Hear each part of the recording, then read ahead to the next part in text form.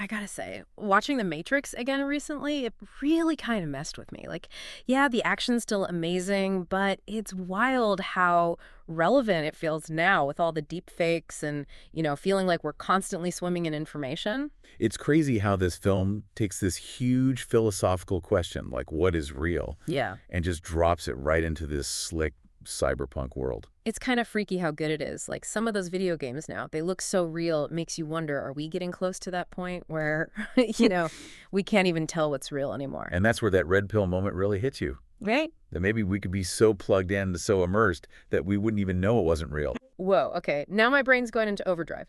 It's like those dreams where you wake up and you're like, wait, was I dreaming?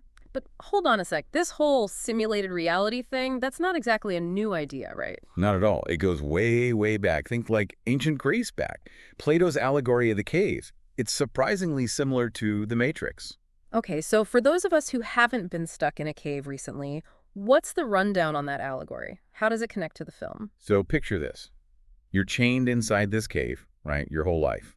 All you know are the shadows on the wall from a fire behind you.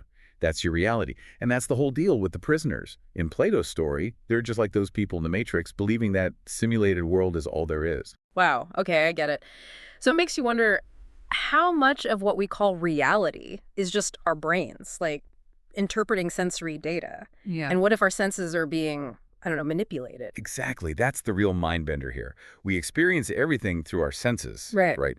But what if what we're sensing is like a carefully constructed version of reality, like an Instagram feed for our brains? And this ties right into all the stuff we worry about now. With misinformation and all the data overload, it's tough to figure out what's real anymore. Yeah, and it makes you wonder, are we already so caught up in our own little constructed realities, whether it's online echo chambers or whatever, that we'd miss the signs if there was something more, something truly real? And that's just Plato we're talking about. Don't forget Descartes and his whole evil demon theory really thrown a wrench into things, Oh man, that one always trips me out. Like, what if something's messing with us? right? That's what Descartes was getting at. Like, imagine there's this crazy, powerful being just messing with our minds, making us think things are real when they're not. How could we even know? Okay, so we've got the Matrix and these philosophers all kind of making us wonder if what we experience, everything, could be like a total illusion. Are we all just plugged into some system we don't even see? It's really wild when you think about it, how many layers the Matrix has. It's like they weren't just making a movie, they were hiding all these ideas in there. Totally. It's like they packed it with symbols and metaphors. Take the Matrix itself. It's not just code, right? It's like any system that tries to control us or, I don't know, influence how we think. Like those algorithms that seem to know what you want before you even do, or those ads that follow you around online. Kind of creepy, really. Exactly. Those are like mini matrices in a way. Mm. The film makes us think about all these different systems, right? Social media, politics, advertising, that shape how we see the world. Mm. And it makes you wonder, how much freedom do we really have? Makes me think of that scene, red pill, blue pill. Don't we kind of face that choice all the time? Dig deeper, even if it's uncomfortable, or just stick with what's easy. And remember, picking the red pill isn't about becoming some hacker dude. It's more about, I think, having the guts to question things, even if everyone else thinks it's fine. Especially now, with so much information out there, got to be careful what you believe. Yeah, for sure. So much of what we see online is filtered or like curated, right? It's hard to know what's real anymore. Which brings us to this guy, Baudrillard. He had this idea of hyper-reality. He said the line between real and fake is getting so blurry, it's basically gone. Sounds familiar. Totally. It's like in The Matrix, that world feels so real, most people don't even question it. Makes you think about our own lives, though. We spend so much time in these digital worlds now, interacting with, like, online personas. Are we that different from those people plugged into The Matrix? That's the scary question, isn't it? If these simulations keep getting better, more real, does it even matter what's real anymore? Okay, now my brain is officially fried. If it's all blurry, what's the point of even trying to figure out what's real? Maybe that's not the right question, you know? Maybe it's more about how these experiences, even if they're simulated, how they affect us, how they change our choices. Are we okay with that?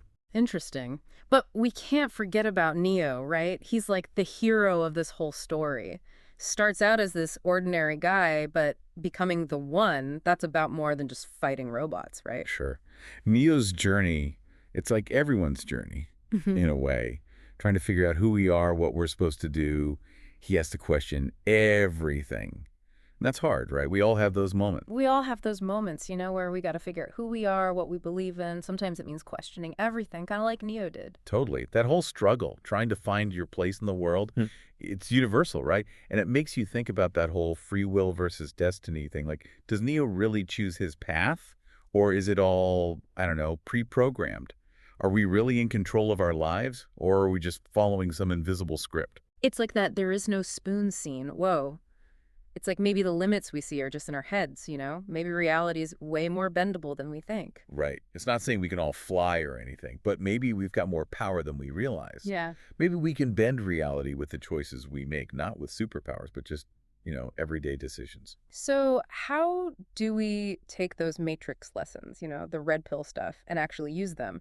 Do we need to learn kung fu?